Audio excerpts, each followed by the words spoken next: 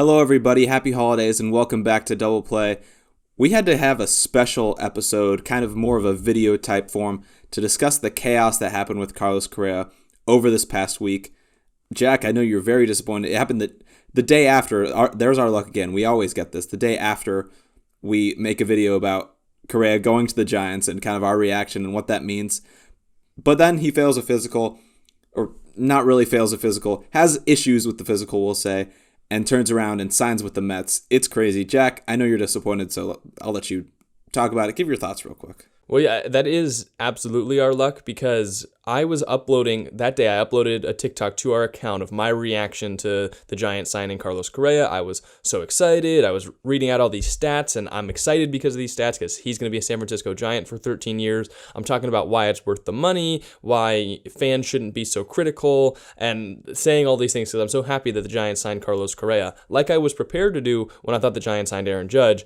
And yet here we sit, and the Giants have neither of them. In fact, John Hyman was the one that, when I was still awake and you were asleep and I was trying to get you to wake up, I saw his tweet saying Carlos Correa signs a deal with the New York Mets, 12 years, $315 million. And I'm like, I just could not, I was just sitting there in disbelief, hoping that John Hyman was wrong again like he was on Aaron Judge, but he's wrong when it's good for the Giants and he's right when it's bad for the Giants. But let's get into this story about how this happened because it's really just one of the weirder things that we've ever seen in baseball. I can't remember something like this happening. Sometimes players fail their physical, but there tend to not be a big disagreement about it, and not a player of Correa's caliber who had just signed a $350 million deal. So the Giants found something wrong with Correa's physical. The doctors disagreed that it was a big deal, and it's come out now that they had a problem with Carlos Correa's 2014 ankle injury, which was something that happened before he got to the MLB, hasn't crept up on him during his time in the MLB, and so Correa's team, when the Giants wanted to renegotiate the contract because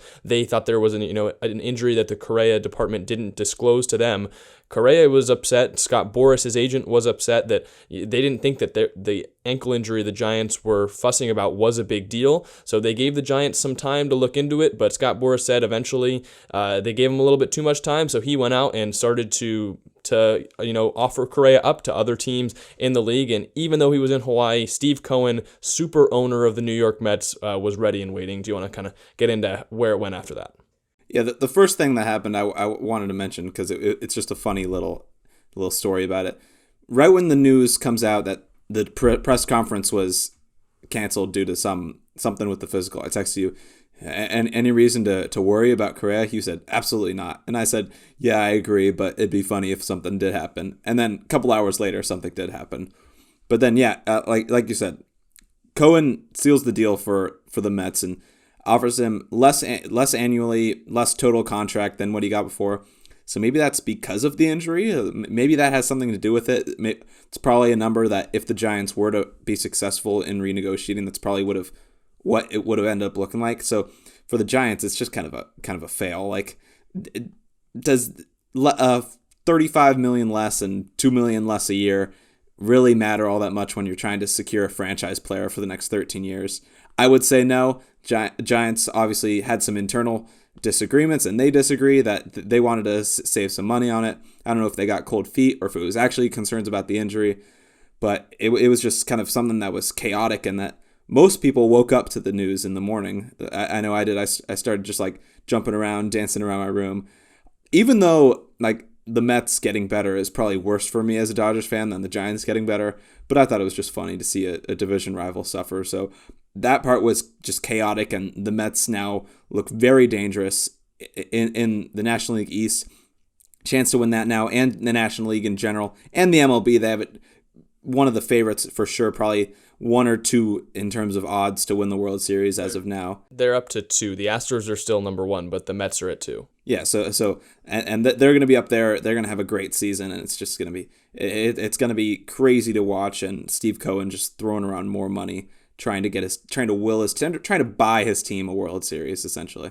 Well, yeah, I mean, we got to talk about the payroll before we get into a discussion about what I think it means for both teams and Carlos Correa. Because Steve Cohen, as we mentioned, I think the reason that the Giants were trying to shave some money off or potentially even look at not wanting to make the deal with Correa if they thought it was a big injury goes back to what you said in our episode the other day, which is like, this is pretty much the entire Giants franchise will be riding on whether Correa can live up to the contract that he's getting. And with the Giants ownership group and Farhan Zaidi, this being, a guy that they were really pushing their chips in for, because while they do have money, they don't have Steve Cohen kind of money. They don't want to give a 13-year, $350 million deal to someone they think is going to be injured for a good amount of it, or could potentially have a big enough injury that derails his career. So they were doing their due diligence, just took them a little bit too long. So he goes to the Mets. Steve Cohen clearly not recklessly spending money, but it doesn't matter as much to him as it would to the San Francisco Giants, because A, he has the money, and B, the Mets are in more of a win now mode than the Giants, so their success is less dependent on whether Correa can play for all 12 years, because they're looking to win a World Series in the next 3 years. While they still have Scherzer, they still have Verlander, and they still have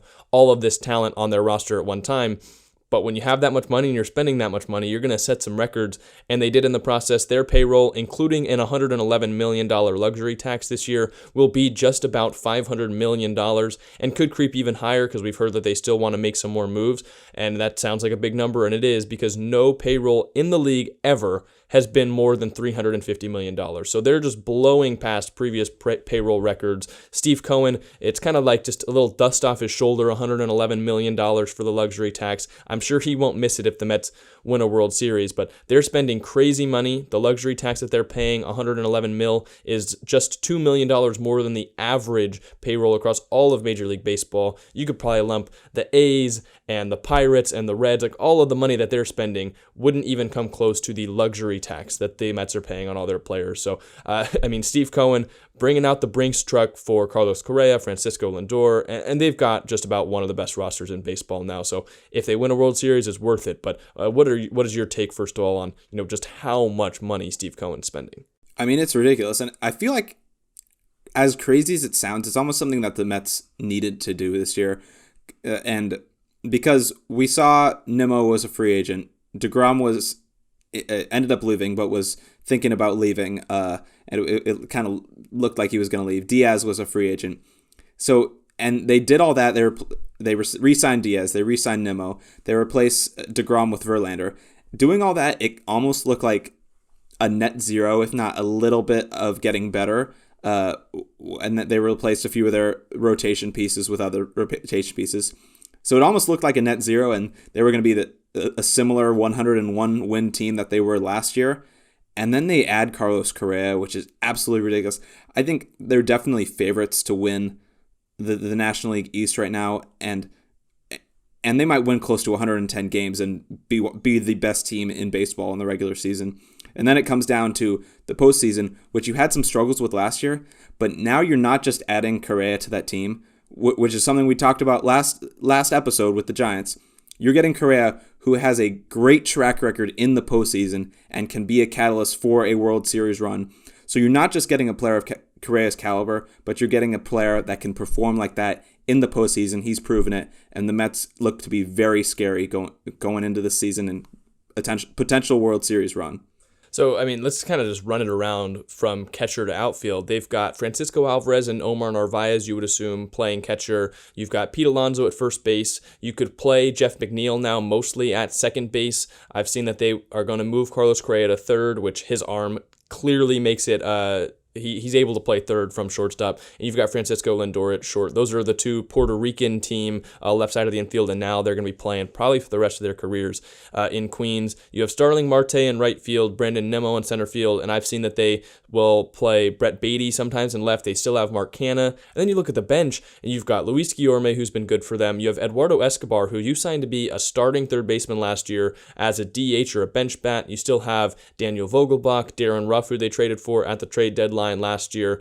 Like, that is one of the best lineups in all of baseball. The question marks could potentially come with the starting pitching, But then you got to remember they've got the 2 highest AAV contracts in the league and 2 of the all-time greats among starting pitchers with Max Scherzer, Justin Verlander at the front of their rotation. They brought in Kodai Senga. They brought in Jose Quintana. They still have Carlos Carrasco. So that's 5 arms right there.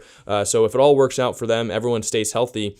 Overall, do you think that this signing gives the Mets the best roster in baseball? Their ceiling is definitely yes, and I think overall I would have to lean towards yes. That the other competition would be the Astros, who lost Verlander to the Mets. So I think the pitching staff at its ceiling gives them the best roster in baseball. Because if Quintana does what he did last year, Carrasco is just a good 5-starter. If Kodai Senga does if he translates into Major League Baseball and those 2 guys at the top just stay horses and stay what they've been doing their entire career, this isn't just one of the best rosters in baseball. That could be the best rotation in baseball and best lineup in baseball. So they could just be all around kind of a juggernaut that leads this team to a World Series at its ceiling. But the floor is the Mets going to Met, and we could see some disaster if Correa doesn't make a good move a good switch to third base, if they get some injuries, if Verlander and Scherzer finally start to show age, if those guys at the back end of the rotation don't have the years they've been having. So the floor is an easy World Series title for this team, being the best, far and away best team in baseball. But the floor could be a disaster for Mets fans, for Steve Cohen, and now you're tying up all this money into a team that doesn't stick. So it's just going to be it could be it's a polarizing team for what their expectations can be this year, and it's something that's going to be interesting to see. But I think on paper, it's definitely one of the best rosters in baseball. Well, I think Steve Cohen has heard about Mets going to Met. He knows that that's happened in past years, and so he just knows he can sign that checkbook to make it less likely to happen, because even if one of these players has a down year, like if you're on the Giants and you had Carlos Correa and he had a down year, they're not going anywhere. But if you're the Mets now and Francisco Lindor has a down year, or maybe Pete Alonso has a down year, or potentially Max Scherzer gets injured for a little bit, like they can withstand that because of just how much star power they have. And if someone goes down, hey, now Eduardo Escobar moves back into the lineup. That's not a big deal for a lot of other teams. For the Mets, it's not a star player going in, but it's still a very serviceable player that they've got those guys they can move off the bench into the starting lineup. They've got so much star power up and down the lineup that it's going to be hard to pitch to them if they're all healthy. But even if one of them goes down or one of them struggling, they still have just so many guys that can pick up the slack. I really think that I would agree with you that they probably do have the best roster on paper in baseball. And we know that doesn't always work out. You look at the White Sox, who we thought had a great roster this year, and they just kind of sucked. The Dodgers have had a great roster forever, and they haven't gotten it done in the postseason outside of 2020. But I think right now the Mets have put themselves in a really good position to continue to compete. And now, what does this do for the Giants? They lose their franchise piece that they thought they were going to get for the next 13 years. Where do you go from here if you're the Giants team, who have some young pieces, but they're also their core is aging out now? So where does the front office go from here? Are you still trying to sign big free agents, which kind of this was the year to do it? You're not going to see as much, or do you go into a full kind of tear it down and see what you can do? They really set themselves pretty far behind with this chaos, because this was, you're right, the offseason where they knew the money was going to line up with the talent in the free agency class. They thought they had Aaron Judge. It didn't work out. But then signing Correa and having him for 7 days, which you thought that he was going to be your next franchise piece, you thought you had tied down $350 million in him. You missed out on the other free agents. Dansby Swanson signed during that time. Carlos Rodon left the Giants during that time for the New York Yankees. Kodai Senga, I believe, signed in that same period of time. Or no, yeah, I think Kodai Senga signed in that same period of time. And a couple other stars signed while the Giants thought they had Carlos Correa. I guarantee you, if they had lost out to the Mets on Correa in the first place, one of those players would be in San Francisco right now, whether it be Rodon or Swanson. And now you're sitting here and your biggest acquisition is Mitch Haniger, who, don't get me wrong, went to my high school. I think he's a great right fielder. That's not what you came into this offseason for. You told the fan base that you were going to make a splash, you weren't going to be outbid, and that you were going to bring in some key talent after missing out in the past couple years on Bryce Harper and Shohei Ohtani, Giancarlo Stanton. You needed one of those players. And now with all of this happening, Correa leaving for the Mets, you end the offseason where you did spend some money to bring in smaller pieces, But this was going to be the offseason, and now they really have set themselves far behind as a franchise because you're pretty much losing a year. I mean, this is going to be about the same team that lost or that won only 81 games. You're not changing all that much. So unless the old core have another great year, you're probably not making the playoffs in 2022 or 2023. So then you're losing just another year of some of the aging talent that you have, and eventually then you're going to have to extend some guys like Logan Webb. You're going to have to bring up the prospects, see if they work out or not. And next offseason, the talent is just not the same. So this was the offseason that they needed to bring in a big horse. They thought they did twice, and they lost out. I think they really set themselves far behind on a team building perspective, and also the fan base. I mean, I follow a lot of Giants fans. Of course, I'm one myself. They lost a lot of faith in that fan base. The fan base really just does not believe in this front office anymore because they've swung and missed on so many big talents. And last year, they just didn't win games. So the Giants were fine, not having some of those big players. They won 107 games, but you can't go 81-81, not improve the team all that much, and then also have chaos like this happen where you miss out on the big names. Yeah, it's they have a decision to make here, and I think if I were running the front office, what I would do is I would let this year ride out and kind of see what happens with this team, where you can find some talent. If some guys perform that you weren't expecting to, maybe you trade a few pieces, get a few prospects. But I think if you're not in the playoff hunt, I think it might be time to kind of not necessarily tear it down, but to get rid of a few pieces and kind of focus on more prospects, and you kind of just eat the money you have invested in kind of current guys like a Mitch Haniger, and just kind of have them perform for you for a little bit while you're rebuilding.